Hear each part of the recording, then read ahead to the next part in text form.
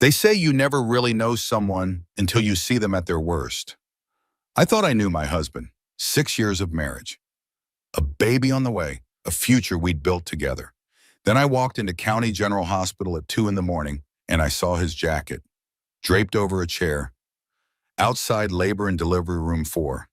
My husband was inside holding another woman's hand, watching her give birth to his child. I was 7 months pregnant. She was having his baby that night.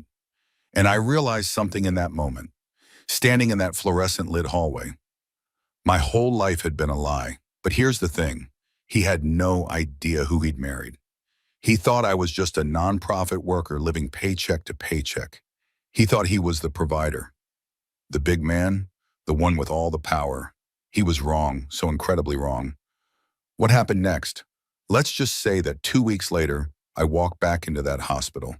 And when I left, his entire world was destroyed. And mine was just beginning. This is the story of how I lost everything and gained myself. How I went from invisible wife to unstoppable woman. And how the biggest mistake of his life became the best thing that ever happened to me. Stick around, because this story, it gets good. The jacket draped over the chair was Dylan's. Grace would recognize that gray wool anywhere. She'd bought it for him. Grace Winters stood in the maternity ward waiting room at County General Hospital. 2:15 in the morning, the fluorescent lights hummed overhead. That particular sound hospitals make, antiseptic and fear mixed together in the air. Her hand went to her belly. 7 months. The baby kicked, strong, alive, reminding her she wasn't alone even when she felt completely alone. Dylan had called 3 hours ago. Emergency at work, babe. Don't wait up. Love you. His phone had been off since then, straight to voicemail every single time. Owen, Dylan's older brother, had mentioned something at dinner last week. Dylan seemed stressed about something at the hospital. Owen was an accountant, precise with words. He didn't say things by accident, so Grace had driven here. County General, the closest hospital to their rental house. The hospital Dylan had suggested for their birth plan. Good reputation, he had said, close to home. Now she understood why he knew so much about it. The jacket hung on the chair outside labor and delivery room 4. Dylan's phone charger coiled next to it, his favorite coffee mug, the one that said world's best dad that she'd bought him when they found out about the pregnancy, 4 months ago, back when she still believed in things like world's best dads. A nurse pushed through the door, young, tired, night shift exhaustion written across her face. The father can come back now. Baby's crowning. Grace felt her knees unlock, felt the floor tilt, felt everything she thought she knew slide sideways into a different reality. She walked to the door, not thinking, just moving. Her body knew before her brain caught up. Through the small window, she could see into the room. Dylan stood next to the bed, his hand wrapped around another woman's hand. Younger woman, brunette, screaming through a contraction, face red, hair plastered to her forehead with sweat. Dylan bent down, whispered something in her ear. The woman nodded, squeezed his hand, the same way Grace had practiced, squeezing his hand, at birthing class 6 weeks ago. You'll need an anchor, the instructor had said, someone to ground you through the pain. Grace's hand went to her belly again. The baby kicked harder, as if sensing something wrong. She did what she always did in crisis. Counted, 1 breath, 2 breaths, 3 breaths. Lock the knees. Don't fall, don't scream, not here, not in front of strangers. Not in this fluorescent lit hospital corridor that smelled like bleach and broken promises. The nurse noticed her. Ma'am, are you okay? Do you need to sit down? I'm fine. The lie tasted like copper in her mouth, like biting down on aluminum foil. Wrong room, I'm looking for someone else. Are you sure? You look pale. When are you due? 2 months, I'm fine, really. Grace turned, walked, 1 foot in front of the other, past the nurse's station where 3 women in scrubs typed at computers, past the elevator with its cheerful ding, past the gift shop that was closed and dark, to the stairwell, 7 flights down, 1 hand on the metal railing, 1 hand on her belly. Her feet echoed in the concrete space, each step a small decision to keep moving, keep breathing, keep existing in a world that had just fundamentally changed. Her phone buzzed in her pocket. She pulled it out. Dylan. Hey, babe. Emergency resolved. Be home in an hour. Love you. Grace sat down on the concrete steps. Cold seeped through her maternity jeans. The kind she'd bought at Target because Dylan said they needed to save money for the baby. The kind that cost $19 and made her look frumpy. The kind she wore because she thought being a good wife meant being practical. She opened her text messages with Dylan, scrolled back through the past 6 months, every working late message, every client dinner excuse, every team meeting that ran long.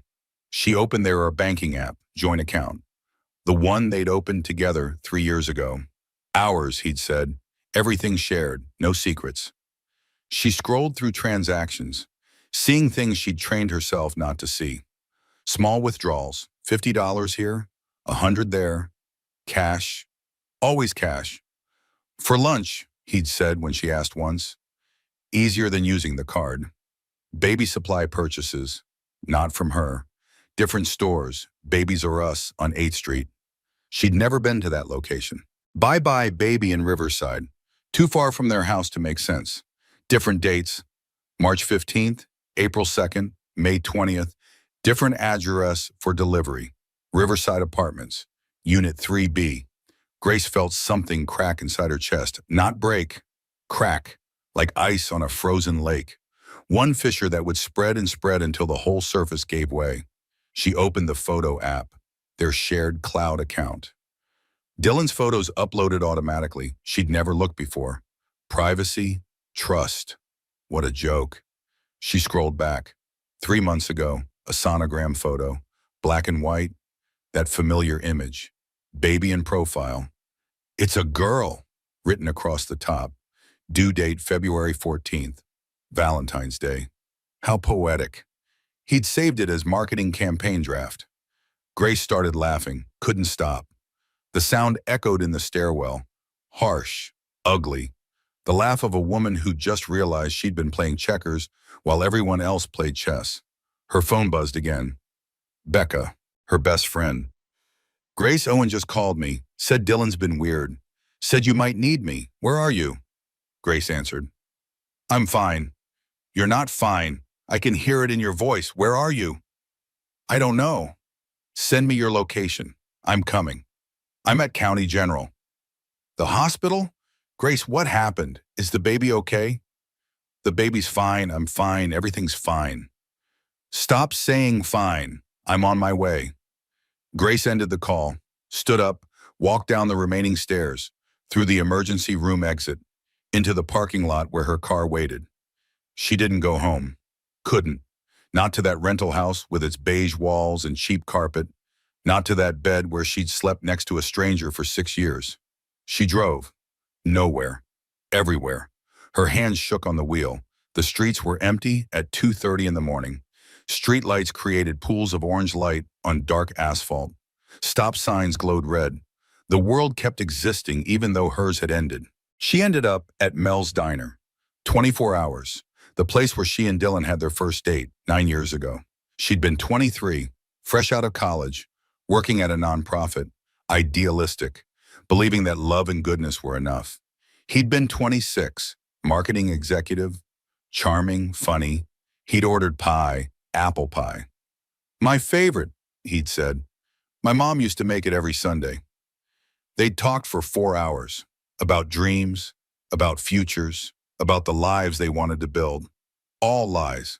Or maybe not lies. Maybe he'd believed it then, before she became boring, before she became pregnant, before she became the wife instead of the girlfriend. Grace walked into the diner.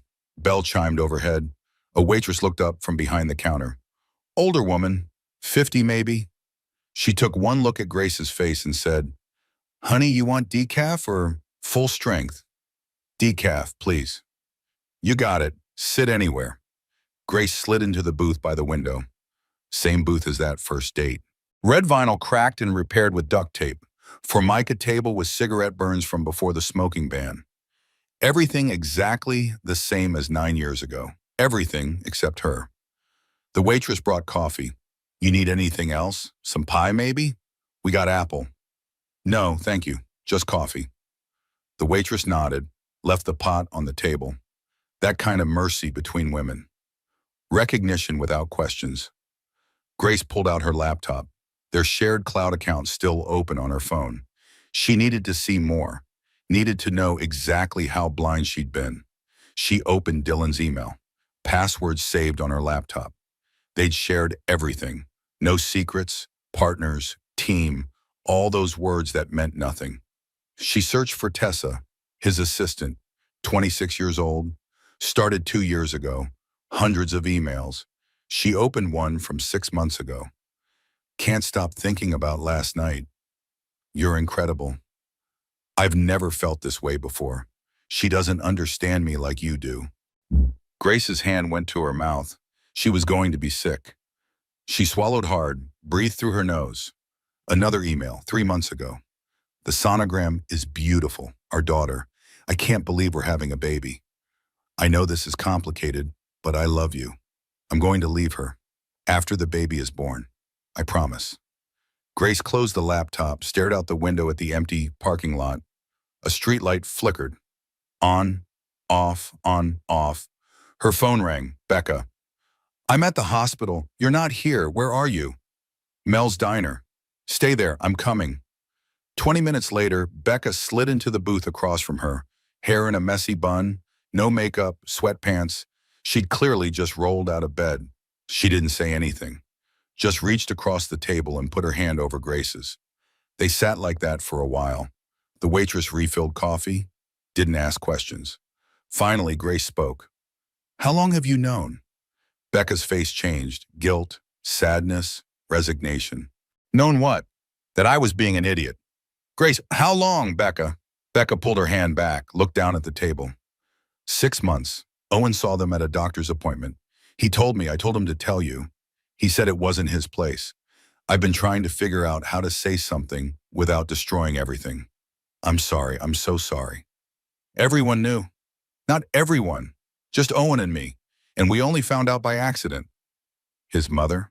I don't know, maybe. Charlotte knows everything about Dylan. She always has. Grace felt it then. Not heartbreak. Rage. Berdar. Clean. Rage. She'd given up her life for his. Told no one about the trust fund because he'd been so proud about providing. Worked a modest nonprofit job because he needed to feel like the breadwinner. Lived in his mediocre suburban rental because he wanted to buy their dream home together someday. She'd made herself small for a man having a whole second life. I need to see my mother, Grace said. Now? It's 3 a.m. Now, Evelyn Ashford lived in the penthouse she'd owned for 40 years. Top floor of the Devereaux building. Downtown. Floor-to-ceiling windows overlooking the entire city. Grace had a key but never used it. Appearances mattered. Dylan thought Grace's mother was a retired schoolteacher living in a modest condo in the suburbs. My mom's on a fixed income, Grace had told him years ago. She gets by, but there's not much extra. Another lie, one of many. Grace let herself in at 4 a.m. The elevator opened directly into the apartment. 12,000 square feet, modern art on the walls, pieces that cost more than most people's houses. Evelyn sat in the living room, reading, still dressed. She looked up when Grace walked in, didn't seem surprised. He finally did something unforgivable, Evelyn said.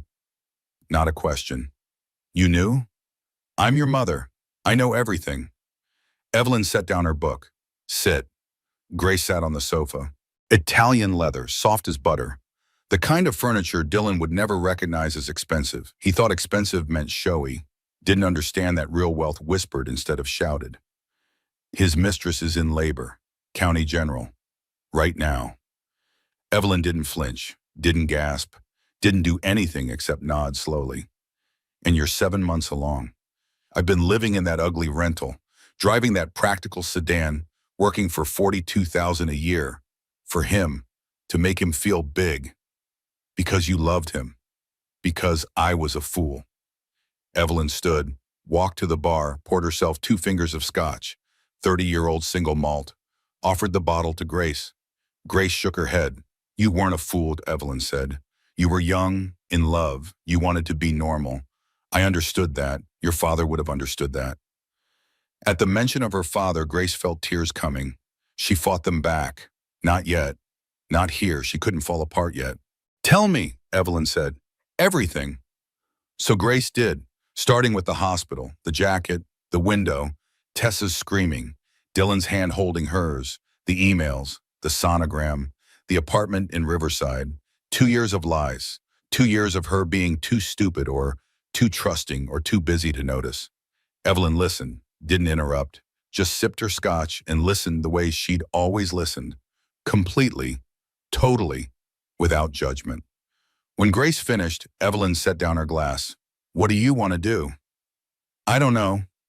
Yes, you do. Grace looked at her mother, 68 years old, still beautiful, still sharp, still running a Fortune 500 company, even though she'd officially retired 5 years ago. Evelyn Ashford didn't retire. She just stopped going to the office every day. I want my life back, Grace said. My real life. Then take it. Evelyn walked to her office, came back with a folder. Thick, legal documents, bank statements, trust fund paperwork. She set it on the parfait table, opened it.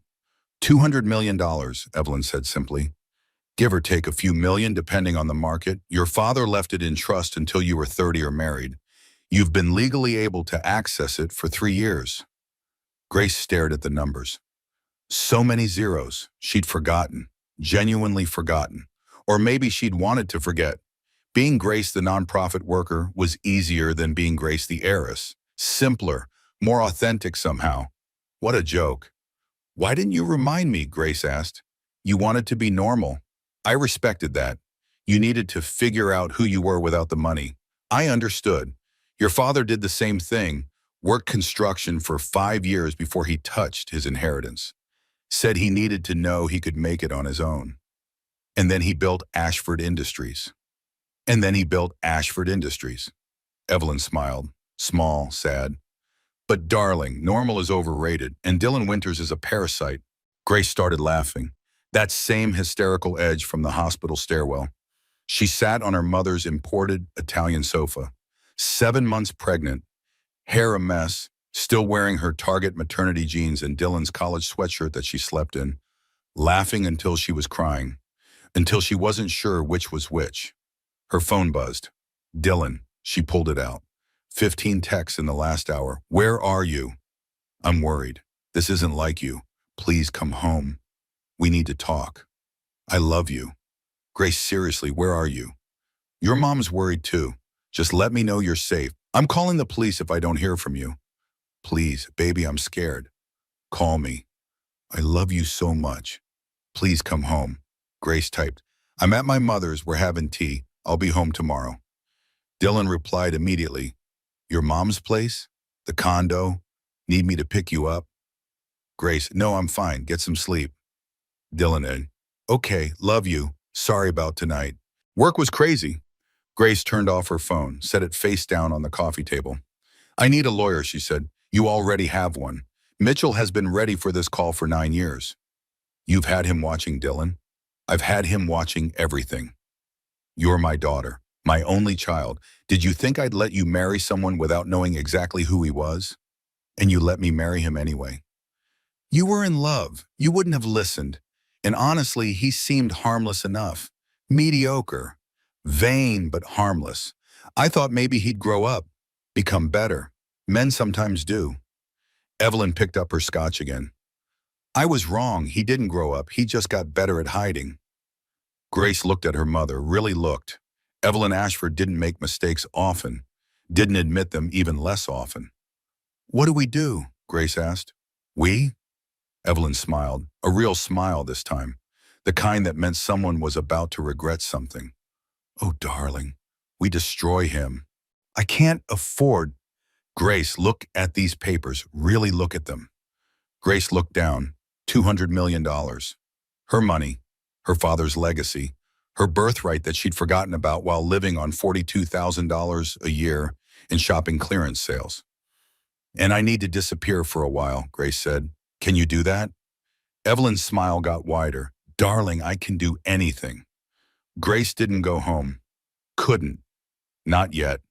Not to that rental house with Dylan's lies soaked into every surface. Evelyn made a call. 5 in the morning. Someone answered on the first ring. That's what happened when you were Evelyn Ashford. People answered. I need a suite. The penthouse suite. Under my account. Cash. No trail. Yes. Now. Thank you. She hung up, turned to Grace. The Four Seasons. Penthouse. It's ready. Go. Sleep. Shower. Let me make some calls. Mitchell will meet you at 10. I should go home. Face him. Get it over with. No, you should rest. Gather your strength. Make decisions from a position of power, not exhaustion. Trust me on this. Grace wanted to argue, wanted to say she was fine. But she wasn't fine. She was 7 months pregnant. She'd been awake for 24 hours. She just discovered her entire life was a lie. She was not fine. Becca drove her to the Four Seasons. The night desk clerk didn't blink at two women checking in at 5:30 in the morning. One pregnant, one in sweatpants. This was the Four Seasons. They'd seen everything. Mrs. Ashford's account, the clerk said. Penthouse suite, 42nd floor. Breakfast can be sent up anytime. Just call. Is there anything else you need? No, thank you. The suite was bigger than the rental house. Living room, dining room, 2 bedrooms, 2.5 bathrooms, floor-to-ceiling windows overlooking the city as it woke up. Grace stood at the window, watched the sunrise, orange and pink spreading across the sky, beautiful and terrible. The world kept turning even when yours stopped. Becca came up behind her, put a hand on her shoulder. You should sleep. I can't. Try.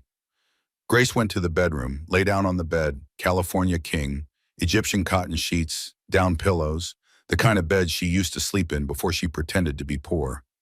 She closed her eyes, expected to see Dylan's face. Tessa's screaming, the hospital room. Instead, she saw her father, James Ashford, dead 12 years now, heart attack at 56.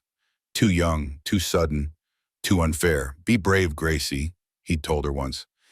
Being brave doesn't mean not being scared. It means being scared and doing it anyway. She'd been 16, about to perform in a piano recital, terrified. She'd played perfectly.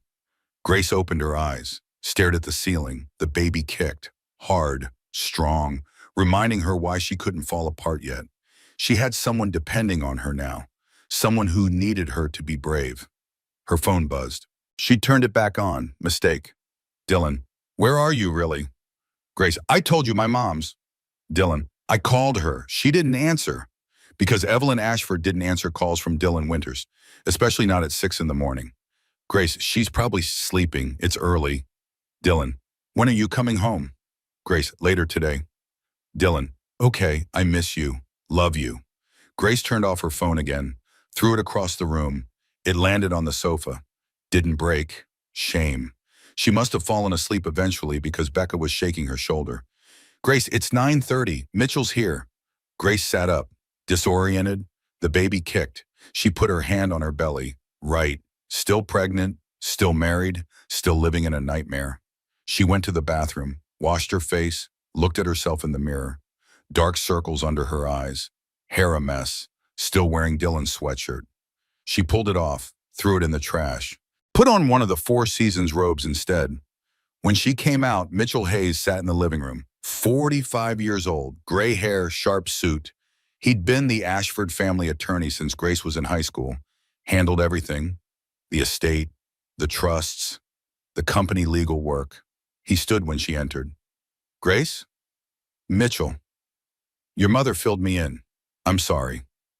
Don't be sorry. Help me. That's why I'm here. He pulled out his own folder, thicker than Evelyn's. Tell me everything. So Grace told him, again, the hospital, the texts, the emails, the apartment, the money transfers, everything. Mitchell took notes, typed on his laptop, didn't react, just collected information the way lawyers do. Tessa Hartley, he said after she finished. 26, his assistant for 2 years, lives in Riverside Apartments.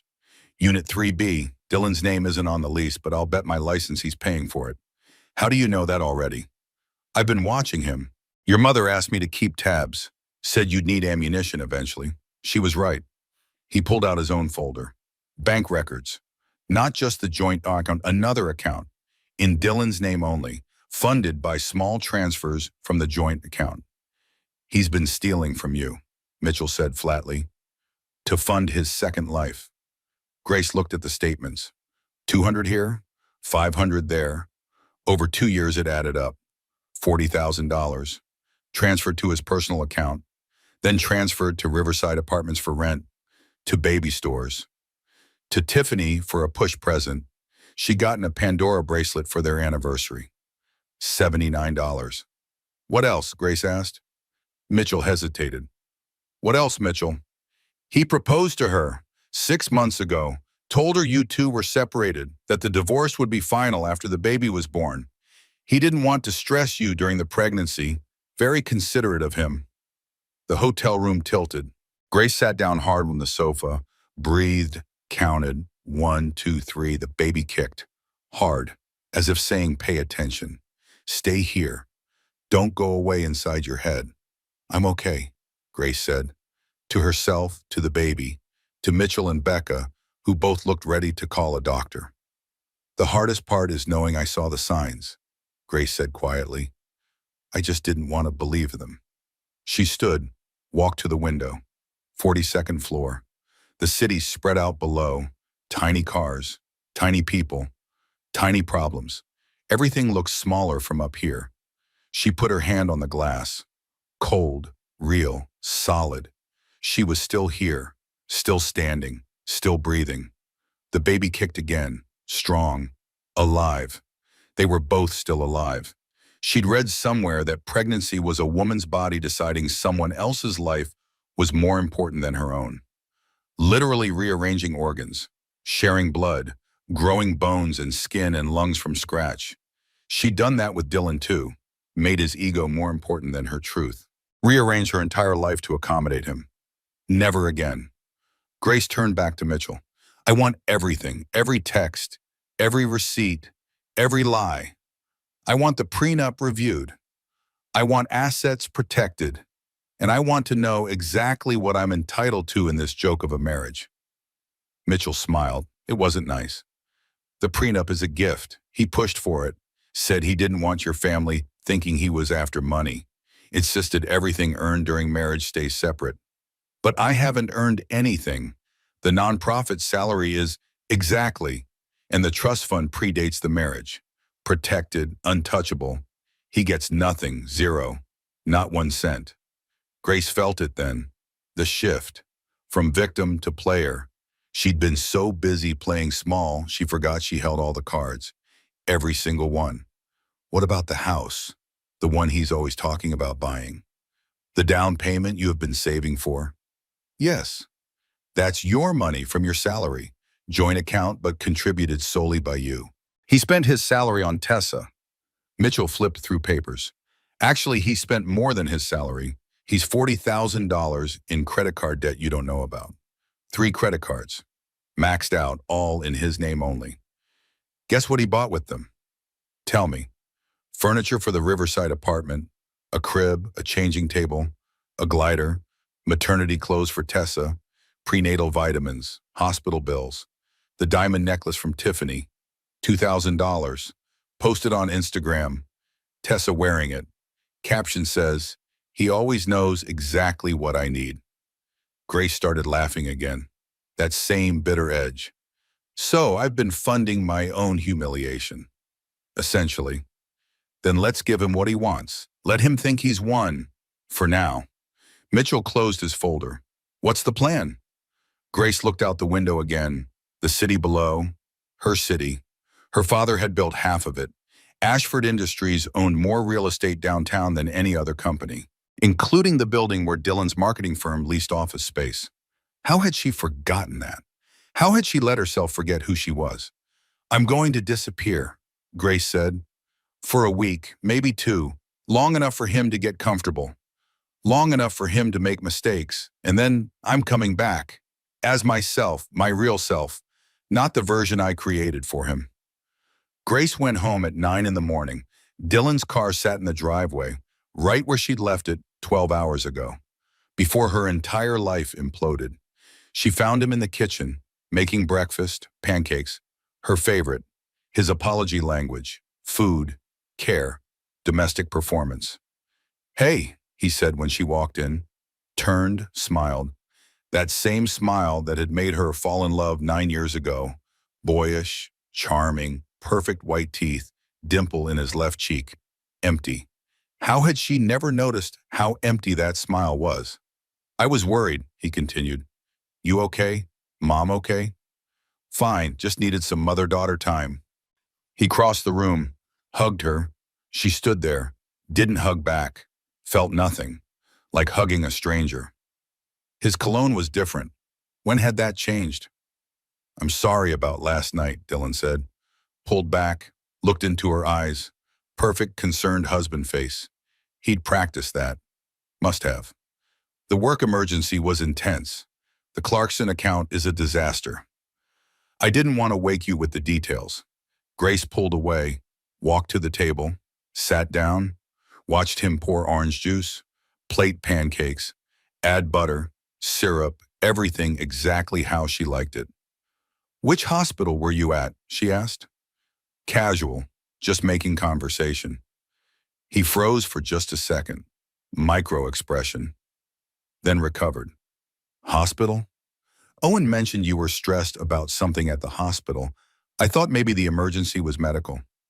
Oh no, I mean yes, one of the junior associates, appendicitis, had to cover his work. Poor guy. He's fine though. Surgery went well. Which hospital? County General. That's close. Good hospital. Good reputation. Yeah, I've heard that. He set the plate in front of her. Sat down across from her. Watched her take a bite. Pancakes that tasted like cardboard. Like betrayal. Like 6 years of lies. Good? He asked. Perfect. Thank you.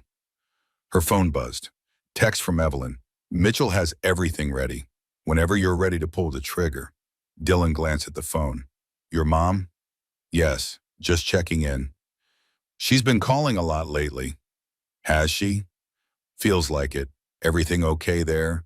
She seemed weird when I called this morning. She was probably asleep. You called at 6. I was worried about you. Grace looked at him, really looked, saw what she'd been too blind to see before. The guilt poorly hidden behind concern, the calculation in every word, the way his phone sat face down on the counter, always face down now. When had that started? She felt it building inside her. The rage, the need to scream, to throw the pancakes in his face, to show him Mitchell's folder. Every receipt, every text, every lie documented in black and white. But not yet. Mitchell was right, strategic, calculated, from a position of power. Everything's fine, Grace said, stood up, kissed his cheek. I need to rest. The baby was kicking all night. I barely slept. Of course, I'll clean up. You go rest. Grace went to the bedroom, their bedroom. Beige walls, cheap furniture from IKEA, his clothes taking up 3/4 of the closet space. Her wedding dress shoved in the back, his college trophies on the dresser, her achievements in boxes in the garage because we don't have room. She sat on the bed, fully clothed, shoes on, couldn't make herself lie down, couldn't make herself relax in this space that smelled like his cologne and her stupidity. This room, this house, this life, all a lie. She sat there for 30 minutes, just breathing, just existing, just waiting for her body to stop shaking. Becca texted, you okay? Grace, no, but I will be. Becca, need anything? Grace, a new week's life, yeah. Becca, consider it done. What's the plan? Grace looked around the room, saw it clearly for the first time. The prison she'd built for herself, the cage she'd decorated and called home. She typed, I'm going to disappear, and when I come back, I'm coming back as myself. That night, Dylan came to bed at 11, kissed her forehead. Love you. Love you too. The lie was getting easier, like a muscle she was exercising. Practice for bigger lies to come. He fell asleep within minutes. The sleep of someone with nothing to hide, or someone who'd gotten very good at hiding things. Grace lay awake, stared at the ceiling, made lists in her head. Everything she needed to do, everything she needed to become. At 2 a.m, she got up, went to the kitchen, opened her laptop, started researching prenatal wellness retreats. Found one in the mountains, 2 hours away. Week-long program, no phones, doctor recommended for stress reduction during high-risk pregnancies. Perfect. She called Evelyn, 3 in the morning. Her mother answered on the first ring. What do you need? A prenatal wellness retreat, mountains, week-long. Can you make that happen? Consider it done. When? 3 days from now. I need to set it up, make it believable. I'll have something by morning. Get some sleep, darling. I can't sleep. Then rest. There's a difference. Grace went back to bed. Dylan snored softly beside him. She looked at him, this man she'd married, this stranger in her bed. Who was he? Who had he ever been? Had she ever really known him? Or had she fallen in love with a performance, a character he played? Charming boyfriend, devoted husband, excited father-to-be. All roles, all false. The next morning, Grace casually mentioned the retreat at breakfast. Adarba. Morgan recommended this wellness retreat for high-risk pregnancies, stress reduction. I'm thinking about going. Dylan looked up from his coffee. A retreat? For how long? A week.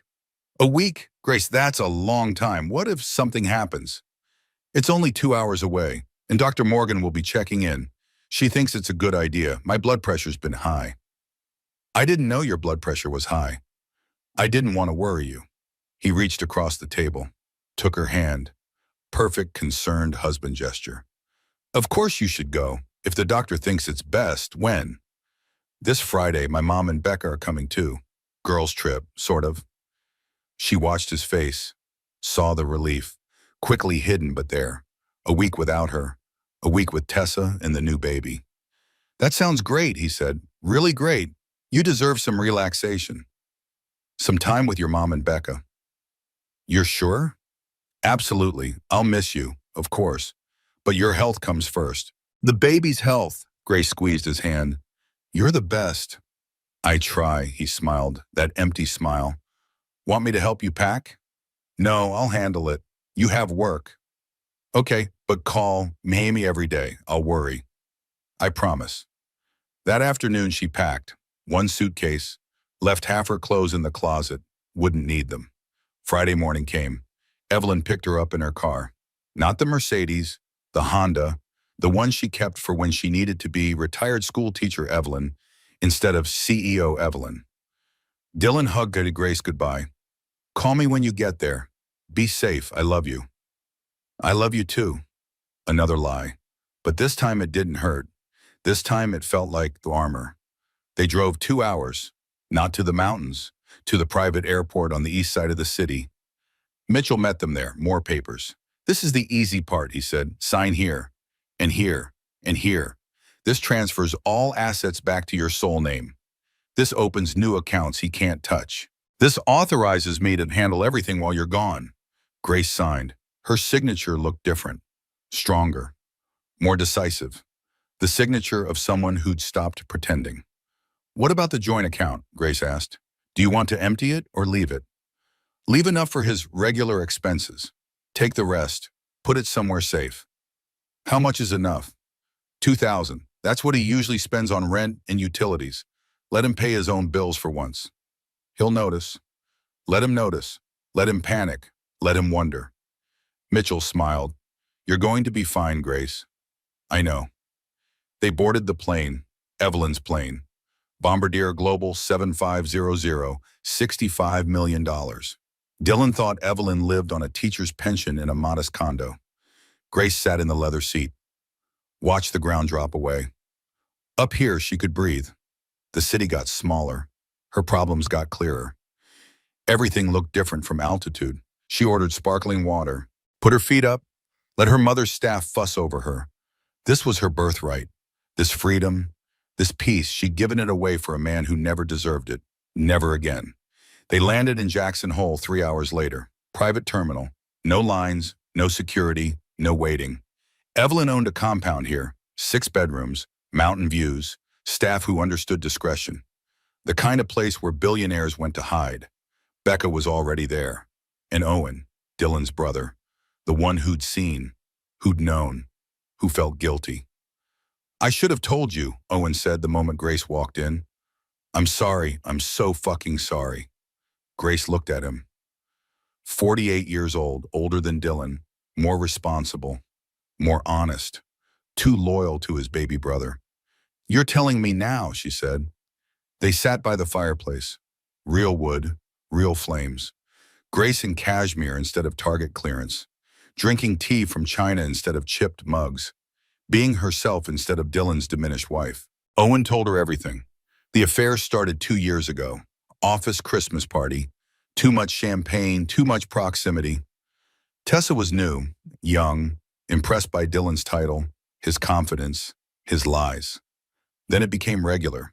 Hotel rooms on lunch breaks, late nights at the office that weren't about work, business trips where Tessa came along as his assistant. Then serious, real feelings, or whatever Dylan was capable of feeling for someone other than himself. Then Tessa got pregnant. Dylan panicked, told Owen, made Owen promise not to tell. "It's complicated," Dylan had said. "I love Grace, but Tessa needs me. The baby needs me. I'm trapped." "He said he was going to end it," Owen continued.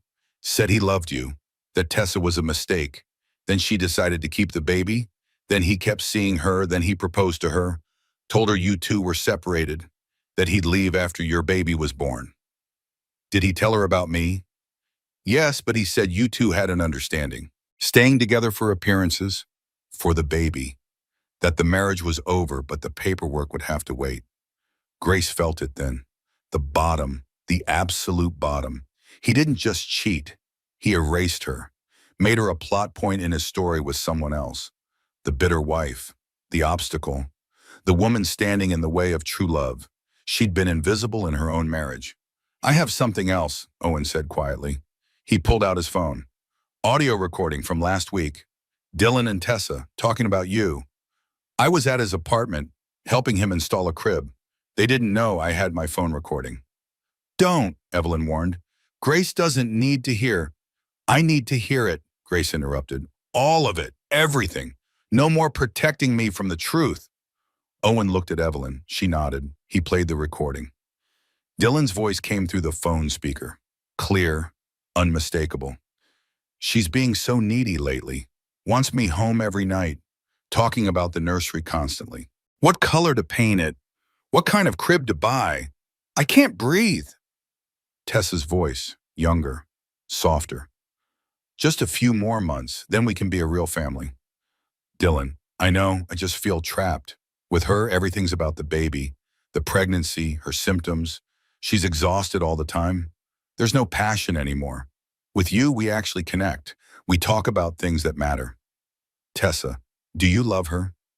Long pause. Grace counted the seconds. With 6, 7. Dylan, "I don't know anymore. I think I love the idea of her, the life we were supposed to have. But actually being with her? It's exhausting. She's exhausting, always needs reassurance, always worried about something. It's like living with anxiety personified." Tessa, "You deserve better." Dylan, "I deserve you. I deserve our daughter. I deserve to be happy." The recording ended. Grace sat there.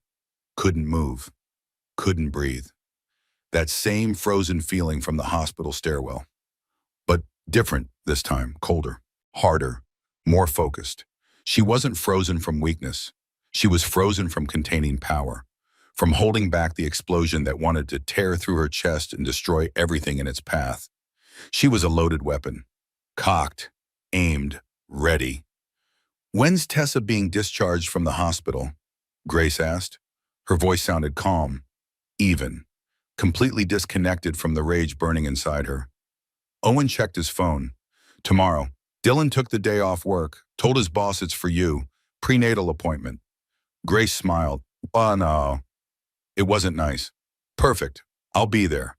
"Grace," Evelyn started. Don't tell me to be careful. Don't tell me to think this through.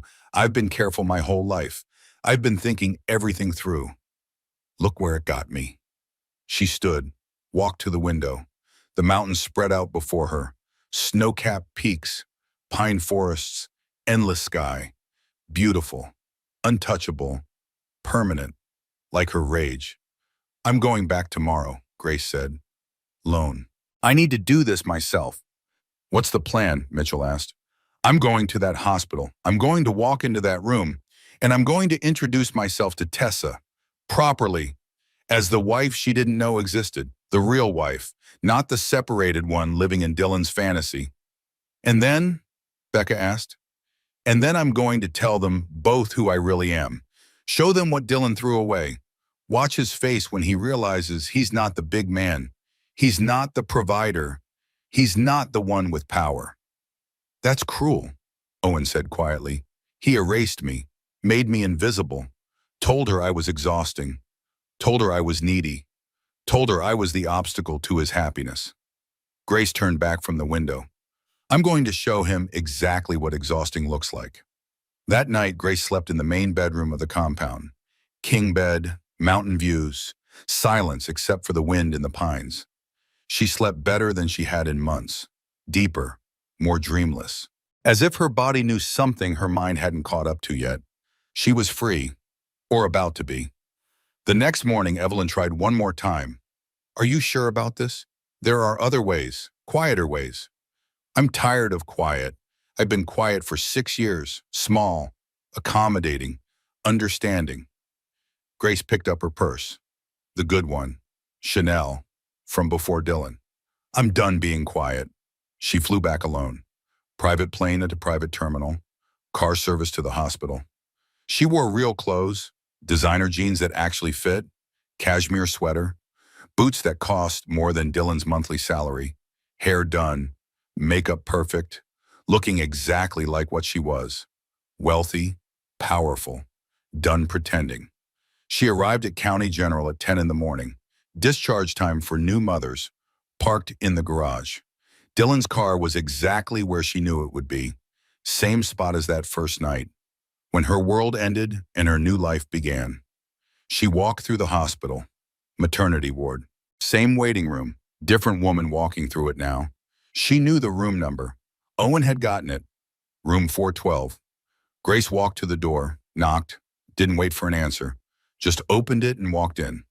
Dylan stood by the bed, holding a baby, Tessa in the bed, pale, exhausted, still wearing a hospital gown, looking at Dylan like he hung the moon.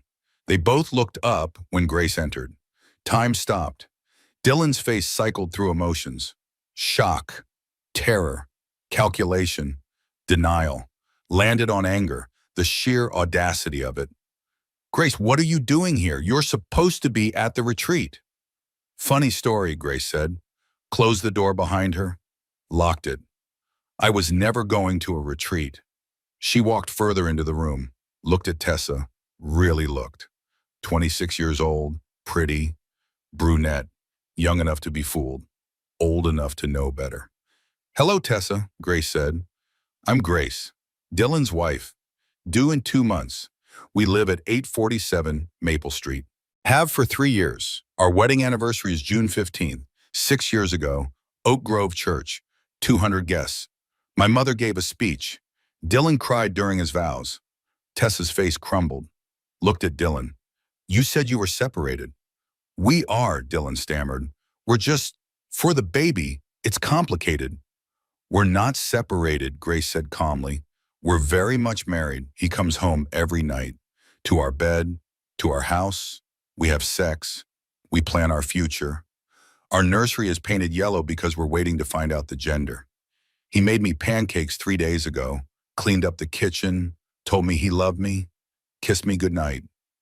Grace felt it then. The power of truth, of standing in her reality instead of his lies. She wasn't yelling, wasn't crying, just stating facts, watching his carefully constructed world implode. Grace, you need to leave, Dylan said. His voice had an edge now, dangerous. This is private. Nothing about this is private. You made sure of that. Grace turned back to Tessa. What's your daughter's name? Emma, Tessa whispered. She was crying now, silent tears down her cheeks.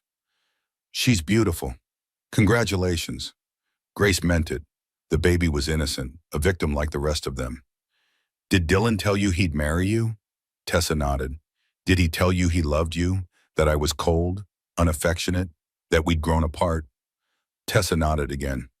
Did he tell you I was needy, exhausting, that living with me was suffocating? Tessa's eyes widened. How did you? He told me you were a mistake, that it meant nothing, that you were trying to trap him with the baby, that he'd end it but couldn't because you threatened to tell me. Grace watched Dylan, his face getting redder, angrier, cornered. We're both victims here, Tessa, just in different ways.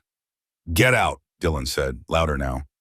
You're upsetting her. She just gave birth. This is harassment. Actually, this is truth. I'm done with lies, done with quiet, done with small. Yeah, Grace pulled out her phone, opened her banking app, turned it to face them both. This is my bank account, my real one, $200 million. Give or take a few million depending on how the market performed this week. Dylan's face went white. Trust fund from my father, James Ashford, founder of Ashford Industries. You know that company? The one that owns this hospital? The one that owns the building where your marketing firm leases office space? The one that just bought out your employer? Grace, what are you? My mother isn't a retired school teacher living on a pension. She's Evelyn Ashford, CEO, still on the board, still making decisions, still running things from behind the scenes. Grace watched him process, watched the calculation, the panic, the realization of what he'd thrown away. I've been playing poor for you, living in that ugly rental, driving that boring car, working for charity money, because you needed to feel like the provider, like the big man, like you were taking care of me. I was taking care of you, Dylan said, but his voice was weak now, uncertain. You were using me, my salary paid for everything, the rent, the utilities, the groceries, while you spent your salary on Tessa, on this apartment, on furniture and baby supplies and diamond necklaces from Tiffany. She turned back to Tessa. Did he tell you that? That I paid for everything while he played house with you? Tessa shook her head, still crying, holding Emma close. My lawyer has reviewed everything. The prenup you insisted on, it protects me. Not you. You get nothing. The house down payment you've been promising for 6 years, my money, from my salary, the joint account you've been draining, my contributions. Your salary went to this. Grace gestured around the hospital room. And to $40,000 in credit card debt. You can't do this, Dylan said. Desperate now. We're married. We're having a baby. We are having a baby. And you'll pay child support. $1,500 a month, based on your actual earning potential. My lawyers are very good. You'll be lucky to afford rent after they're done. Grace looked at Tessa one more time. He's all yours. The debt, the lees, the man who needs women to make themselves small so he can feel big. Good luck with that. She walked to the door, unlocked it, stopped with her hand on the handle. Oh, and Dylan, I'm not Grace Winters anymore. I filed the paperwork yesterday. I'm Grace Ashford again. I took my name back, my real name, my father's name, because I'm taking everything back that I gave away for you. She opened the door, walked out, left them both sitting in that hospital room with the consequences of his choices. She didn't look back. Grace walked out of County General for the second time. Different woman than the one who had walked out 5 days ago. Stronger, clearer, angrier in a productive way. She got in the car, not her old sedan, a new Tesla Model X, black. Registered that morning under Grace Ashford. She drove to her new house, not the rental, the estate she had toured 2 years ago with a realtor. Just dreaming, she'd told Dylan afterward. We could never afford something like that. $5 million, 10 acres, mountain views, 6 bedrooms, home theater, wine cellar, pool house. She'd paid cash yesterday. Mitchell met her there. Owen, Becca, Evelyn, moving trucks already lined up in the circular driveway. You're sure about this? Mitchell asked. Moving this fast? It's not too late to slow down. I've been slow for 6 years. I'm done being slow. The movers worked efficiently, professionally. Everything from the rental sorted into categories. Her things, his things, community property, separate property. There wasn't much that was actually theirs together. The furniture was his, from before the marriage. The dishes were hers. Wedding gifts mostly. 6 years of marriage fit into 8 boxes. Her cell phone started ringing. Dylan, she declined the call. It rang again. Declined. Again. Texts started coming through. What the fuck, Grace? You can't just buy a house. This is insane. We need to talk. You're being crazy. Hormonal. Think about the baby. Our baby. You're going to regret this. I'll change. I'm sorry. Please. Grace blocked his number. He called from Tessa's phone. She answered. Grace, please, I know I fucked up. I know. But we can fix this. We can go to counseling. We can work through this. For the baby. Think about our baby. I am thinking about the baby. That's why I'm leaving. So our child doesn't grow up thinking this is what love looks like. You're being vindictive. You are not thinking straight. You're pregnant and emotional, and I've never thought more clearly in my life. My lawyer will contact you about custody arrangements. Don't call me again. Grace, she hung up. Block that number too. Grace stood in her new living room, floor-to-ceiling windows overlooking mountains. Empty space, clean space, hers. She walked through room after room, 10 bedrooms, 12 bathrooms, chef's kitchen, library with built-in shelves, master suite with a balcony and a soaking tub. She'd seen it on a tour once, whispered to Dylan, maybe someday. He'd laughed. Maybe in another life. This life, we're regular people, regular house, regular dreams. This life right here. She sat on the floor in the empty master bedroom. Expensive hardwood, original to the house, 100-year-old oak. Just sat, breathed, existed in space she didn't have to shrink for. Becca found her there 20 minutes later. Food's here. Ty, you need to eat. I'm not hungry. Baby is, come on. They ate pad thai on the floor of the dining room. Paper plates, plastic forks, millionaire eating takeout in an empty mansion. How are you really doing? Becca asked. Grace considered the question. I don't know. I'm angry, relieved, terrified, free, all at once. Is that normal? For this situation, completely normal. I keep waiting to feel guilty, like I went too far, like I should have handled it differently. Did you go too far? I told a woman who just gave birth that her entire relationship is a lie, in front of her baby. That feels cruel. She deserved to know the truth. She's 26, broke, single mother now, no tribe, no education. I destroyed her life. Dylan destroyed her life. You just told her about it. Owen appeared in the doorway, looking nervous. Grace, Dylan's on his way here. My mother called him. She's upset that you bought a house without consulting the family. Let him come. Are you sure? He's really angry. I'm counting on it. Actually, call the police. Tell them there might be a trespassing situation. Give them Dylan's description. Ask them to send someone. Becca grinned. You're kind of a badass now. I've always been a badass. I just forgot for a while. 20 minutes later, Dylan's car came screaming up the driveway. Gravel spraying, he slammed on the brakes, got out, saw the moving trucks, the house, the gates, the security cameras. His face cycled through emotions. Shock, rage, disbelief. He ran to the door, started pounding. Grace, open this door. This is insane. You can't just buy a house. We're married. We make decisions together. Grace opened the door. Security guard beside her, hired that morning from a private firm. Mr. Winters, you're trespassing. Please leave. Trespassing? This is my wife. My family. This is my business. I'm not your wife anymore. Papers are being filed Monday, and this is my business. My house. My property. You need to leave. I'm not leaving until we talk. Until you explain what the hell is going on. The police arrived. 2 squad cars. Mitchell had called ahead. Explained the situation. Pregnant woman, volatile estranged husband. Domestic situation. Sir, you need to leave the property, one officer said. Dylan looked at Grace, really looked at her. Maybe for the first time. Saw her clearly. She wasn't the same woman he'd married. Standing tall in designer clothes in front of a mansion with lawyers and security and police backing her up. You planned this, Dylan said. You set me up. No, you destroyed yourself. I just stopped cleaning up your mess. Grace felt it click into place. The final transformation.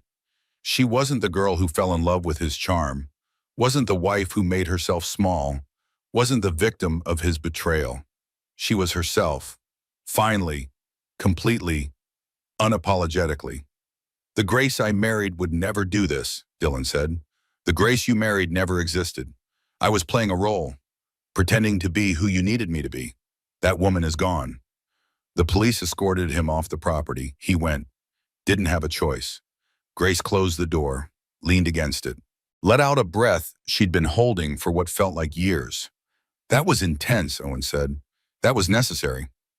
Her phone rang as a unknown number. She almost didn't answer. Did anyway. Mrs. Ashford, this is Victoria Marshall. I'm Tessa Hartley's attorney. My client would like to speak with you. Would you be willing to meet? Grace looked at Mitchell. He shrugged. Your call. Why? Grace asked. Because she has information you need, and you have resources she needs. 5 o'clock, Brewster's coffee shop downtown, public place, safe. Will you come? Grace shouldn't, should let it go, should move on, should never see that woman again. But curiosity won. I'll be there. Grace arrived at Brewster's coffee shop at 5 exactly. Victoria Marshall sat in the corner. 50-something, sharp suit, auburn hair pulled back, professional. Mrs. Ashford, thank you for coming. She stood, shook Grace's hand, firm grip. My client will be here shortly. She's nervous. She should be. That's fair. Tessa arrived 5 minutes later, baby in a carrier. Emma, 1 week old, wrapped in a pink blanket. They sat, awkward, painful, 2 women destroyed by the same man. Tessa spoke first. I'm sorry. Grace blinked. You're sorry? I didn't know. I knew you existed, but he said things and I believed him. I wanted to believe him. Tessa's voice cracked. I'm 26. He was my boss. He seemed sophisticated, worldly, trapped in a loveless marriage. I thought I was helping him escape. Grace looked at her, really looked, saw past the anger, saw another woman manipulated by Dylan's lies.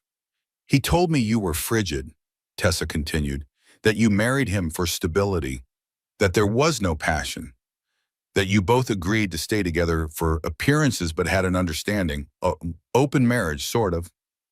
We didn't. I know that now. Tessa looked at Emma. I have a daughter, no Gorso, no savings, no degree. I dropped out of college sophomore year. Needed to work, support myself. I thought Dylan was my chance at something better, at stability, at family. What do you want from me? Nothing. I want to tell you something. Dylan has another woman. The coffee shop tilted. Grace grabbed the table. What? Victoria pulled out a folder. Photos, time-stamped. Recent, last month. Dylan, with another woman. Not Tessa, not Grace, someone new. Even younger, blonde, pretty. Her name is Amber Collins, Tessa said. 23, started at the firm a month before I went on maternity leave. His new assistant. I saw texts on his phone 2 weeks ago, same pattern, same lines. My wife doesn't understand me. You're different, and this feels real. Grace stared at the photos. Dylan and Amber at a restaurant, at a bar, in his car. He wasn't a man who made a mistake. He was a serial cheater, a predator, a pattern. I didn't cause this, Grace said quietly. To herself, to Tessa, to the universe. I couldn't have prevented this. This is who he is. Yes, Victoria said. This is who he is, and he'll do it again, and again, until someone stops him. Why are you telling me this? Grace asked Tessa. Because I'm broke. I have a baby, no job, no references because my boss got me pregnant, no education to fall back on, no family support. My parents cut me off when I got pregnant, said I made my bed, and I'm about to get destroyed in court when Dylan fights custody and support. You want money. I want justice. But yes, I also need money. Victoria works on contingency. She thinks we have a case. Workplace harassment, abuse of power, coercion. But litigation takes time. Months, maybe years. I can't wait that long. Grace looked at Victoria Marshall. What exactly are you proposing? Cooperation, you have resources, legal power, information. Tessa has testimony, evidence, credibility as the other injured party. Together, you destroy him. Separately, he picks you off one by one. Plays you against each other. Wins. Grace should say no, should walk away, let them figure it out. Not her problem anymore. But she looked at Tessa, 26, baby in arms, scared, alone. Exactly where Dylan wanted her. Powerless, dependent, grateful for crumbs, and Emma, 1 week old, innocent, deserving better than Dylan Winters as a father. I'll pay for your lawyer, Grace said, and your rent, for 1 year, while you get back on your feet. Find a buy, finish your degree, whatever you need. Tessa's eyes filled with tears. Why would you do that? Because he wins when we fight each other, and I'm done letting him win. Grace realized something sitting in that coffee shop, making an alliance with her husband's mistress. This was power, real power, not revenge, not pettiness, strategic thinking, using resources to protect the vulnerable. Her father would be proud. Victoria smiled.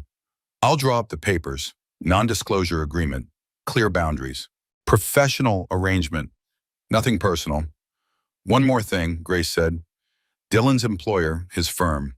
What building are they in? Victoria checked her phone. Riverside Plaza, downtown. That's an Ashford Industries property. We own that building. I want Dylan fired, properly documented, sexual harassment, multiple complaints, abuse of power, creating hostile work environment. That ends his career, Victoria warned. Good. Let him see what having nothing feels like.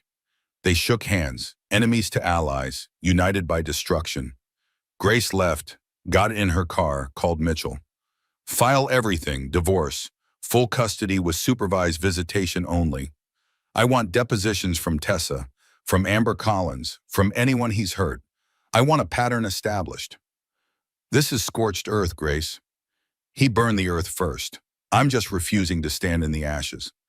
There's one more thing, Mitchell said. Something I think you should consider. What?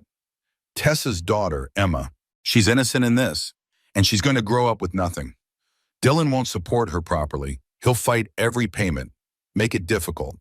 That baby will suffer. What are you suggesting? A trust fund, $5 million, in Emma's name, accessible when she turns 18. Dylan doesn't know about it, can't touch it, can't use it. Just security for a child who didn't ask to be born into this mess. Grace sat in her car in the coffee shop parking lot, watched Tessa through the window, holding Emma, talking to Victoria, looking exhausted and scared and young. Do it, Grace said. Set up the trust, anonymous. Emma doesn't need to know where it came from, just that someone cared enough to make sure she'd be okay. You're a good person, Grace. I'm a person with resources and a conscience. Those two things together can do a lot of good. She drove home, to her actual home, the mansion on 10 acres, pulled through the gates, parked in the circular driveway. Furniture had arrived while she was gone. Movers unpacking, placing pieces, creating a home from an empty space. Her mother sat in the living room, directing traffic. That couch goes there, no, 3 feet to the left. The art needs better lighting. Call the electrician. Mom. Evelyn turned, smiled. There you are. What do you think? Too modern? Not modern enough. It's perfect. Liar, but we'll make it work. How did it go with Tessa? We're allies now, sort of. Smart. Keep your enemies close. She's not my enemy. She's another victim. Even smarter. Compassion is a weapon people never see coming. Grace sat on the new couch. Leather, Italian, soft. I set up a trust fund for her daughter. I know. Mitchell called me. That's good. That is right. Your father would have done the same thing. Would he? In a heartbeat. He always said the measure of a person is what they do when no one's watching. When there's nothing to gain. You don't need to help that baby. No one would blame you for walking away. But you're doing it anyway. That's character. Grace felt tears coming, fought them back.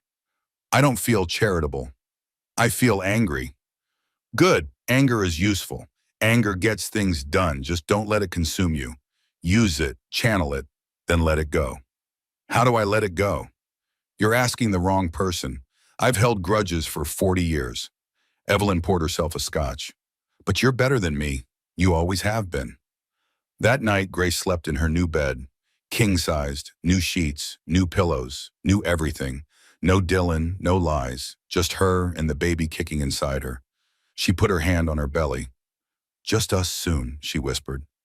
You and me, we're going to be okay. Better than okay. We're going to be great. The baby kicked back, strong, alive, agreeing. Monday morning came. The divorce papers were filed. Process server showed up at Dylan's mother's house at 8 a.m. Charlotte Winters answered the door in her robe, saw the papers, saw Grace's name, saw the filing. She called Grace immediately. Grace was sitting in her home office, looking out at the mountains, coffee in hand, baby kicking. She answered on speaker. Mitchell and Evelyn both present. How dare you, Charlotte said without preamble. After everything we've done for you, welcomed you into our family, treated you like a daughter, and this is how you repay us? Charlotte, Dylan had an affair, got his mistress pregnant, lied for 2 years, stole from our joint account, proposed to another woman while married to me. What exactly did you do for me? Boys make mistakes. You're supposed to forgive. Work through it. That's what marriage means. No, that's what enabling means. I'm done enabling Dylan's behavior. You're being vindictive, hormonal. You'll regret this when you calm down. I regret the 6 years I wasted on your son. I don't regret taking my life back. Charlotte played her final card. The baby. You're carrying his child. You'd really deprive your child of a father? Grow up without a dad? That's cruel. I'm depriving my child of a bad example. Dylan can be a father on supervised visits once he proves he's capable of basic responsibility. Safe? He'd never hurt Charlotte. He's already hurt. Repeatedly, systematically. Multiple women. That's who your son is. Accept it or don't. I don't care anymore. Grace hung up. That felt good, she said. It looked good, Evelyn replied. You're getting better at this. Owen texted minutes later. Mom is losing her mind. Dad's furious. They're blaming you for Dylan's problems, saying you drove him to cheat. Sorry. Grace replied, not your fault. Let them think what they want. The next week moved fast. Victoria filed her complaint with Dylan's employer. Sexual harassment, abuse of power, multiple subordinates, pattern of behavior. The company investigated. Fast. Thoroughly. They didn't want liability. Amber Collins came forward. Confirmed the relationship. Said he'd promised to leave his wife. Said he'd told her Grace was separated. 2 other former assistants came forward. From before Tessa. Dylan had been doing this for years, using his position, his power, his charm. The company fired him, effective immediately, escorted from the building, reputation destroyed, career over. In marketing, you couldn't recover from this. The industry was small, word traveled fast. Dylan Winters was toxic now, untouchable. He tried to fight, hired a lawyer, cheap one, on credit, filed a countersuit, claimed Grace had abandoned him, wanted spousal support, wanted half her assets. Mitchell laughed when he saw the filing. He still doesn't understand. You had nothing during the marriage. Everything stayed separate per his prenup. The trust fund predates the marriage. Protected. He gets 0. Court date was set for 2 weeks later. Grace didn't attend, sent Mitchell instead. He returned that afternoon. Complete victory. Judge reviewed the prenup, reviewed the evidence of his affairs, his theft from the joint account, his debt, ruled no spousal support, no assets. Child support set at $1,500 per month based on his actual earning potential. Supervised visitation until the child is 2 years old, pending psychological evaluation. How did he react? He cried, told the judge you were destroying him, that he made mistakes, but he loved you, that this was too harsh. What did the judge say? That love doesn't include lying, cheating, stealing, and manipulation. Told him to get therapy, court dismissed. Grace sat in her home office, looked out at the mountains, felt the baby kick. strong and ready to be born into a better world than the one Grace had been living in. She felt it then, not triumph, sadness, for the man she'd thought he was, the life she'd thought they'd have, the dreams that were never real, but also relief, clean, pure relief. She went to the nursery in her new house, gray walls, white clouds, soft light through plantation shutters, everything ready, clean, new, untainted by lies.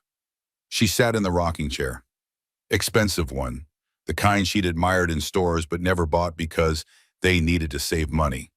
Put her hands on her belly, felt the baby kick. This child would never see her diminished, would never watch her make herself small, would know from birth that taking up space wasn't just acceptable, but necessary. Becca found her there. "You okay?" "I keep waiting to feel bad, guilty, like I went too far." "And?" "Nothing, I just feel free." "Good, that's exactly how you should feel." Grace realized something then. The transformation was complete. She wasn't the girl who'd fallen for charm, wasn't the wife who'd shrunk herself, wasn't even the woman who'd discovered betrayal. She was rebuilt, stronger, wiser, whole, and she was about to be a mother, on her own terms. 2 months passed. Grace settled into her new life. The mansion became home, furniture arranged, art hung, warmth added to expensive spaces. She worked with her mother, eased back into Ashford Industries, started attending board meetings, strategy sessions, acquisition talks. Not charity work for $42,000 a year. Real work, important work, using her brain, her education, her inheritance. She was good at it. Always had been. She'd just forgotten. Dylan existed on the periphery, supervised visits with Emma every other Saturday, 2 hours, neutral location, court-appointed supervisor present. He showed up, on time, tried to be a father, but separate, distant, a footnote, not a chapter. Grace heard through Owen that Dylan was in therapy, working on himself, dating someone age-appropriate, 35, divorced, no kids, normal relationship, normal pace, good for him. It didn't affect her. Tessa texted occasionally. Updates. Emma was thriving, healthy, happy. Tessa had enrolled in online classes, business degree, using the year Grace had given her, making it count. They weren't friends, but they weren't enemies. Just two women who'd survived the same storm, connected by destruction, moving forward separately. Grace's due date approached. She prepared. Hospital bag packed, birth plan written, Dr. Morgan on call, everything ready. But the baby had other ideas. 3 a.m. on a Tuesday, Grace's water broke. Alone in the mansion. No panic, just clarity. She called Evelyn. "It's time." "I'm on my way," called Becca. Labor started. 20 minutes, called Mitchell. "Just so you know, baby's coming." "Good luck, call me after." She didn't call Dylan. He had no rights until the baby was born. Court order. Supervised access only. After birth, not during. They met her at the hospital. Different hospital. Not county general. Never county general. Private facility. VIP suite. Evelyn's name on the account. Labor was long. 30 hours. Hard. Painful. Everything they don't tell you in birthing class. But Grace had done hard things. This was nothing compared to the past 4 months. Discovering betrayal, ending a marriage, rebuilding a life. This was just pain. Temporary, purposeful, leading somewhere good. Dr. Morgan stayed with her. "You're doing amazing. Just breathe. You've got this." Grace did have this. She'd survived worse, much worse. The baby came at dawn, golden light through hospital windows, birds singing outside. Girl, 8 pounds, 2 ounces, healthy, perfect, 10 fingers, 10 toes, lungs that work perfectly, screaming to prove it. They placed her on Grace's chest, warm, wet, alive. This tiny human who would never watch her mother disappear. Who would grow up knowing women could be powerful and soft, rich and kind, strong and vulnerable. "Her name?" the nurse asked. Grace looked at her mother, her best friend. the women who'd stood by her through everything. Eleanor James Ashford. After her father, after his legacy, her last name, her identity, her truth. Not Winters, never Winters. Beautiful name, the nurse said. Beautiful baby. Congratulations. Grace looked at Eleanor, this perfect little human. Hi, baby, I'm your mom. It's just us, and that's enough, more than enough. Evelyn stood beside the bed, tears in her eyes. Your father would be so proud. I hope so. I know so. You're exactly who he raised you to be. Strong, compassionate, brave. I don't feel brave. You left. You survived. You rebuilt. That's the definition of brave. Dylan appeared in the doorway 2 days later, visiting hours, supervised by hospital security, court-approved contact. He looked terrible, older, thinner, real consequences showing in his face. She's beautiful, he said quietly. Didn't come closer. Knew better. Grace said nothing, just held Eleanor, protected her from him without saying a word. Grace, I'm sorry. I know it doesn't fix anything, but I am. I was an idiot. I threw away everything good in my life for what? For nothing. For worse than nothing. You threw away yourself, not me. I'm still here. Is there any chance? No. I'm her father. Biologically, the rest you'll have to earn. With her, not me. Dylan looked at Eleanor, reached for her. Grace pulled back. Protective instinct. Mama bear. Supervised visits, Grace said. Starting next month, every other Saturday, 2 hours, neutral location. Court-appointed supervisor. That's what the judge ordered. That's what you get. This is cruel. This is consequence. Learn the difference. He left, defeated, small, everything he'd feared being, everything his choices had made him. Grace looked at Eleanor, this perfect little human sleeping in her arms, unaware of drama, of betrayal, of complicated adult things. Just us, Grace whispered. You and me, and Grandma, and Aunt Becca, and Uncle Mitchell, and everyone who actually loves us. We're going to be okay. Better than okay, we're going to be extraordinary. Eleanor yawned, tiny mouth, tiny tongue, tiny everything. Perfect. Grace felt it then. Not completion, transformation. She'd been broken apart and reassembled into something stronger, something truer, something that couldn't be diminished again. She was Grace Ashford, mother, heiress, survivor, herself, finally, completely, unapologetically. Eleanor was 6 months old, sitting up, babbling, smiling at everything. The happiest baby Grace had ever seen. Grace was back at work full-time, running her division at Ashford Industries, making decisions, leading teams, using her brain for something other than wondering where her husband was at night. The mansion was home now, really home. Pictures on the walls, toys in the living room. Eleanor's laugh echoing through expensive spaces, making them warm, real, lived in. Dylan existed on the periphery, every other Saturday, 2 hours, supervised visits. He showed up, tried, brought toys, made Eleanor laugh, but separate, distant, required, not wanted. Grace heard through Owen that Dylan was doing better. Therapy was helping.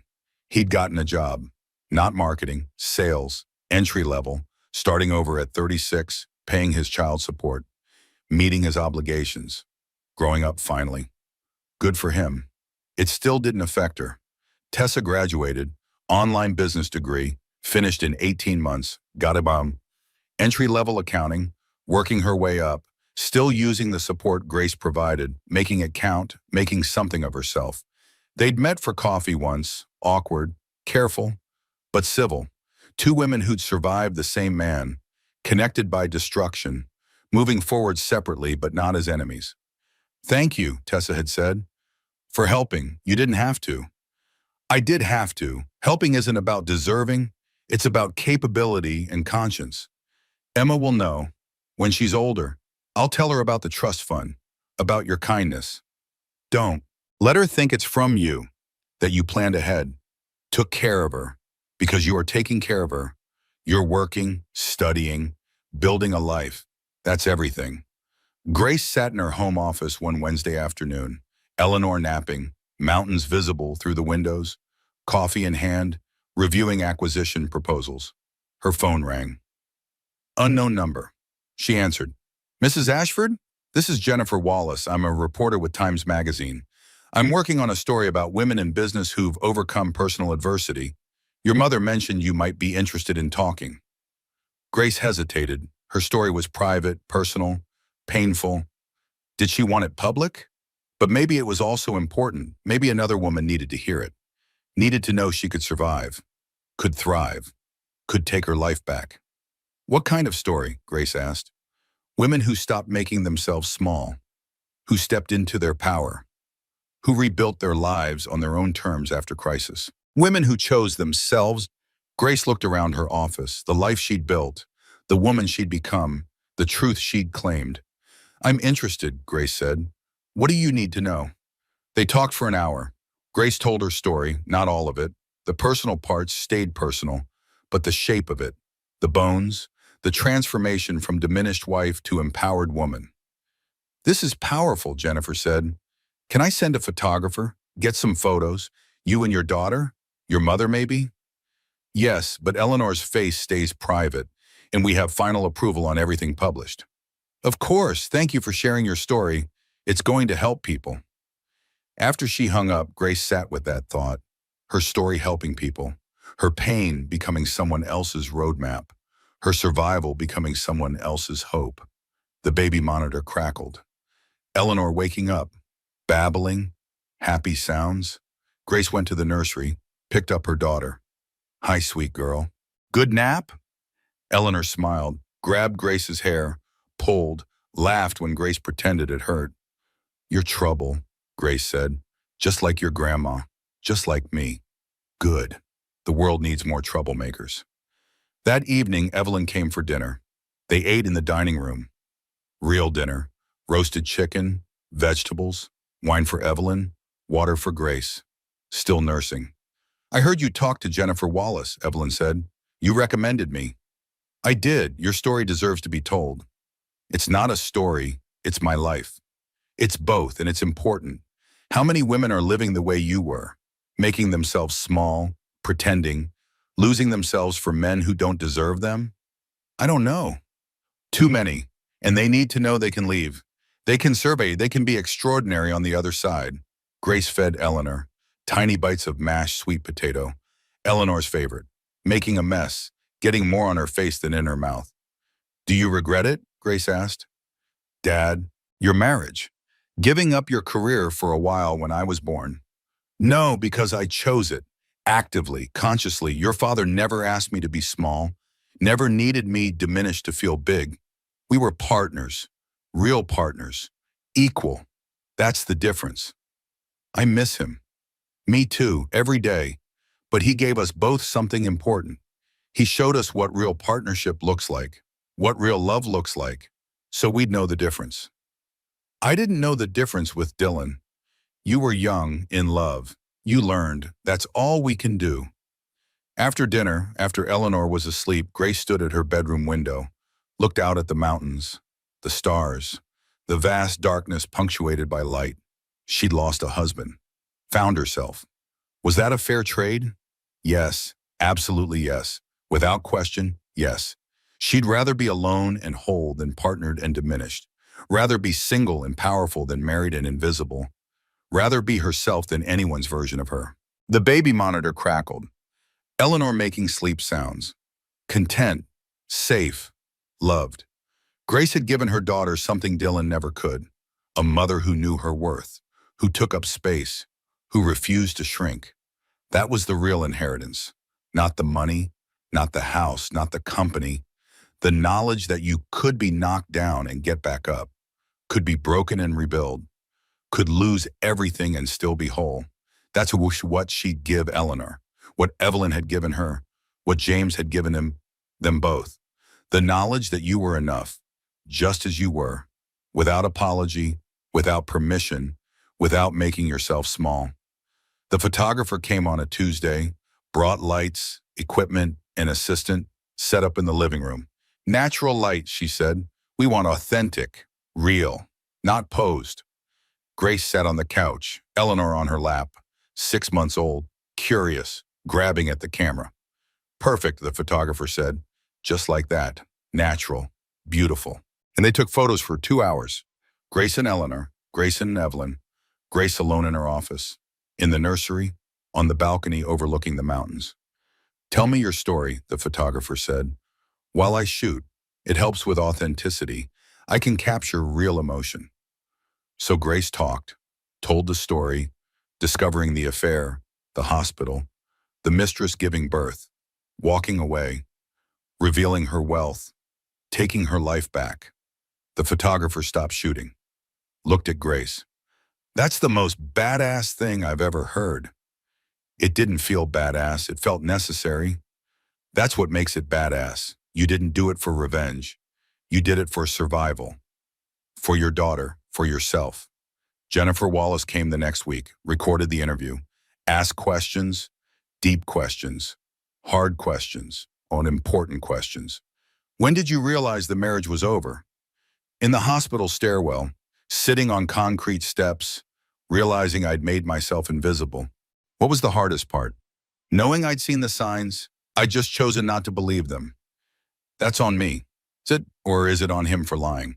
Both. He lied, I looked away. We both created that dynamic. What would you tell other women in similar situations? Grace thought about that, chose her words carefully. You're not crazy, trust your instincts, and leaving doesn't mean you failed. Sometimes leaving means you finally succeeded. You succeeded at valuing yourself, at knowing you deserve better, at choosing you. Do you hate him? Your ex-husband? No, I don't think about him enough to hate him.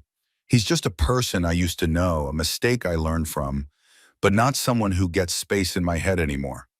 That's powerful. That's freedom. The article came out 6 weeks later. Cover story, photo of Grace and Eleanor. Eleanor's face carefully obscured, protecting her privacy. Headline, The Woman Who Chose Herself. The article was fair, honest, didn't sensationalize. Told Grace's story with respect and nuance. How she'd hidden her wealth, made herself small, discovered betrayal, took her power back. But more than that, it talked about patterns, about women who diminish themselves, about the cost of making yourself small for someone else's ego, about the importance of knowing your worth. The response was overwhelming. Women reached out, hundreds of them, thousands, sharing their own stories, their own betrayals, their own journeys from small to whole. You gave me permission to leave. I thought I was crazy. Your story showed me I wasn't. I'm filing for divorce tomorrow. Thank you for being brave first. Grace read every message, cried over most of them, responded when she could, shared resources, lawyer referrals, therapist contacts, anything that might help. You started a movement, Evelyn said. I just told the truth. That's how movements start, Dylan called. First time in 8 months, Grace answered. Curious. I read the article, he said, and is that really how you saw our marriage? You as invisible, me as a villain? That's how our marriage was, whether you saw it or not. I loved you. No, you loved having someone who made you feel important. There's a difference. I'm trying to be better. Therapy, work. I'm paying child support. Showing up for Eleanor. Good, keep doing that. For her. Not for me. Do you hate me? Grace thought about that, realized the answer surprised her. No, I don't hate you. I don't really feel anything about you. You're just a person I used to know. That's worse somehow. Is it? I thought indifference was what you wanted. Freedom from the exhausting wife. Congratulations. You got it. Grace, I have to go. Eleanor needs me. Goodbye, Dylan. She hung up, felt nothing. No anger, no hurt, no satisfaction, just nothing. That's how she knew she'd healed. Not when she stopped being angry, when she stopped caring. 1 year after the hospital. 1 year after everything changed. Grace stood in front of the board at Ashford Industries. 20 people, powerful people, making decisions that affected thousands of lives. The acquisition makes sense, she said, financially, strategically, ethically. We should proceed. The board voted, unanimous approval, Grace's recommendation, Grace's leadership, Grace's vision. After the meeting, Evelyn pulled her aside. Your father would be so proud. You keep saying that because I keep meaning it. You've become exactly who he hoped you'd be. Strong, compassionate, smart, powerful without being cruel. That's rare. I learned from the best. You did, but you made it your own. That's the important part. Eleanor was 1 year old now, walking, almost talking, saying mama and nana and no. The important words. Grace threw her a birthday party, the mansion, balloons, cake friends, family, the people who mattered. Dylan came for 2 hours. His allotted time brought a gift, a teddy bear. Eleanor ignored it, preferred the wrapping paper. He looked better, healthier, older in a good way. Growth looked like aging sometimes. She's beautiful, he said to Grace. You're doing an amazing job. Thank you. I mean it. She's happy, healthy. You're a good mother. I know. No false modesty, no diminishing, just truth. She was a good mother. She knew it. I'm dating someone, Dylan said. Serious, I wanted you to know before Eleanor meets her. Okay, let me know when you're ready for that. We'll coordinate. That's it? No jealousy? No anger? Why would I be jealous? You were never mine to lose. I just didn't know it until I did. After the party, after everyone left, Grace sat on the floor in Eleanor's nursery, cleaned up wrapping paper, balloons, the debris of celebration. Eleanor toddled over, grabbed Grace's hair, her favorite activity, pulled, laughed. You're trouble, Grace said, but you're my trouble. Eleanor laughed harder, said something that might have been mama, or might have been more, or might have been nothing. Hard to tell with 1-year-olds. Grace picked her up, held her close. This tiny human who'd changed everything, who'd given her a reason to be brave when she didn't feel brave, who'd forced her to build a better life because doing it for yourself is hard, but doing it for your child is essential. Want to know a secret? Grace whispered. You saved me. The day I found out about you, the day I saw those 2 lines on that test. I didn't know it yet, but you saved me. You gave me a reason to stop being small, to start being real, to choose myself so I could teach you to choose yourself. Eleanor grabbed Grace's nose, laughed, didn't understand the words but understood the love. We're going to be okay, Grace said. Better than okay. We're going to be extraordinary. Her phone buzzed. Text from Becca. Saw the acquisition announcement. Badass. Drinks tomorrow? Grace. Can't. Eleanor has swimming lessons. Becca. You're such a mom. Grace. Best job I've ever had. That night after Eleanor was asleep, Grace stood on her balcony, looked out at the mountains, the stars, the world spread out below. She thought about Dylan, about Tessa, about the woman she'd been a year ago, scared, small, invisible. That woman was gone, not erased, transformed. Every experience, even the painful ones, had built her into who she was now, stronger, wiser, more herself than she'd ever been. Someone knocked on her bedroom door, Evelyn. Can't sleep? Grace asked. Never could. Your father used to joke that I'd sleep when I was dead. Might be right. Evelyn came out to the balcony, stood beside Grace. What are you thinking about? Everything? Nothing? How much can change in a year? You've done well, better than well. You've thrived. I didn't have a choice. We always have a choice. You could have stayed, forgiven him, made yourself smaller, convinced yourself it was enough. Many women do. I know, I almost did. What stopped you? Grace thought about that. Eleanor and Dad and you and myself. I couldn't teach my daughter to value herself if I didn't value myself. Couldn't show her what strength looked like if I was busy being weak. Couldn't tell her to take up space if I was making myself invisible. So you chose her. I chose us, both of us, the life we deserved instead of the life I'd settled for. Evelyn put her arm around Grace. Rare physical affection from a woman who showed love through actions more than words. I'm proud of you, Evelyn said, in case I don't say it enough. I'm proud of who you've become, who you've always been, just more of it now. Thank you for not giving up on me when I was being stupid. You weren't being stupid. You were being in love. There's a difference. Love makes us do things that look stupid from the outside. But from the inside, they make perfect sense. Until they don't. Then we leave. And that's wisdom. They stood there for a while, mother and daughter, two generations of strong women, looking at the same stars their ancestors had looked at, facing the same struggles, finding the same strength. Finally, Evelyn went to bed. Grace stayed a little longer, thinking, planning, dreaming. She'd lost a husband, found herself, built a life, raised a daughter, became powerful, became whole. The story people told was about revenge, about the woman who destroyed her cheating husband, about wealth and exposure and justice. But that wasn't her story, not really. Her real story was simpler, more profound, more universal. It was about a woman who forgot who she was and then remembered, who made herself small and then chose to be big, who lost everything that didn't matter and found everything that did. It was about transformation, about courage, about the willingness to lose everything to gain yourself. And that story was worth living. Grace went inside, checked on Eleanor one more time, sleeping peacefully, thumb in mouth, favorite stuffed elephant tucked under her arm. "Sweet dreams, baby," Grace whispered. "Tomorrow we get up and do it again. Be strong, be ourselves, take up all the space we need. No apologies, no permission, no making ourselves small for anyone." Eleanor sighed in her sleep, content, safe, loved. Grace went to her own bed, alone but not lonely. There was a difference. She had learned that difference, lived that difference, became that difference.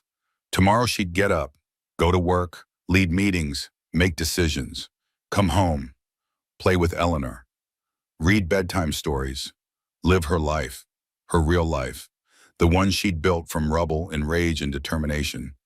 But tonight she'd sleep, deep, dreamless, the sleep of someone who'd finally stopped running from herself, who'd finally come home, not to a house, not to a person, to herself, and that was the best homecoming of all. Eleanor was 4 years old, starting preschool, confident, loud, taking up space without apology. Grace was 35, running Ashford Industries alongside her mother, making millions in revenue, changing industries, creating jobs, using power for good. Dylan was 38, remarried. 2-year-old son, different life, better life. He'd learn. Too late for Grace, but not too late for himself. They were civil, co-parents, not friends but not enemies, just two people raising a child together from separate lives. Tessa was 29, MBA from a good school, working at a Fortune 500 company, senior analyst, on track for management, raising Emma alone, thriving. The women didn't talk often, but when they did, it was with respect, with recognition. Two survivors who'd taken different paths to the same destination. Wholeness. Grace never remarried, dated occasionally. Nothing serious. She'd learned something important. Being alone was better than being with someone who made you small. Maybe someday she'd meet someone who made her bigger, who celebrated her power instead of fearing it, who wanted a partner instead of a dependent. Maybe. Someday. But if not, that was okay too. She had Eleanor, had her work, had her mother, had herself, and that was enough. More than enough. That was everything. She'd given up nothing except the things that were never hers to keep. A false marriage, a diminished life, a version of herself that never really existed. In return, she'd gained everything that mattered. Self-respect, power, freedom, truth. She'd lost a husband, found herself, and that was the best trade she'd ever made. So that's my story, from that hospital waiting room to here, from making myself invisible to becoming completely, unapologetically myself. If this story resonated with you, if you saw yourself in any part of it, or if you know someone who needs to hear this, I'd love for you to share it. Drop a comment and tell me your thoughts. What would you have done? When did you realize you were making yourself small for someone else? And if you want to hear more stories like this, real stories about real transformations, hit that subscribe button. Because every week I'm bringing you more journeys, more truth, more proof that you can lose everything and still be whole. Thanks for listening. Thanks for being here. And remember, you're not losing anything when you choose yourself. You're finally coming home. See you next time.